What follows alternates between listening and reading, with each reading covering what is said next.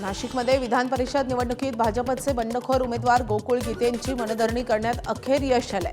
मंत्री गिरीश महाजन आणि मंत्री उदय सामंत यांनी गोकुळ गीतेंची भेट घेत मनधरणी केली आहे आणि त्यानंतर नरेंद्र दराडे आणि गोकुळ गीतेंमध्ये समोरासमोर चर्चा देखील झाली आहे। या बैठकीत गोकुळ गीतेंचा आक्रमक पवित्रा पाहायला मिळालाय। दरम्यान नरेंद्र दराडे यांना पाठिंबा देणार का या प्रश्नावर गीते यांनी उत्तर न देता पत्रकार परिषद सोडली आहे आणि त्यामुळे त्यांची नाराजी कायम आहे का असा सवाल अजूनही कायम आहे। आदरणीय शिंदे साहेबांना पण शब्द दिलेला आहे आणि या तिन्ही मंत्र्यांनी आमचे सुहास अण्णा कांदे असतील, निलेश बोरा असतील, गणेश भाऊ असतील, या सगळ्यांनी त्या ठिकाणी मला सांगितले की आपण भविष्यात आपण कायमच सक्रिय असणार आहे राजकारणात आणि थांबला म्हणजे संपला असं होत नाही।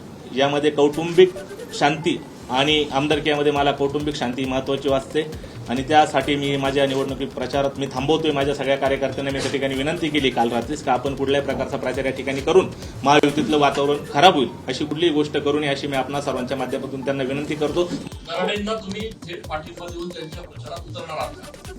गणेश भाऊ आणि बाकी आमच्या वहिनी त्या ठिकाणी आहे आणि बाकीचे प्रश्न तुम्ही प्लीज उदय सामंत साहेबांना विचारा। म्हणजे काही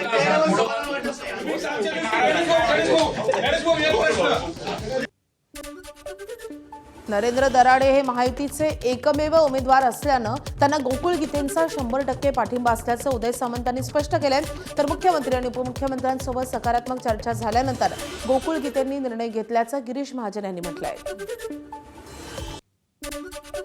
गोकुळजींनी थांबण्याचा निर्णय घेतला। आता मगासपासून आपण एक प्रश्न त्यांना असं विचारताय की तुम्ही पाठिंबा दिला का, पाठिंबा दिला का, पाठिंबा देणार का?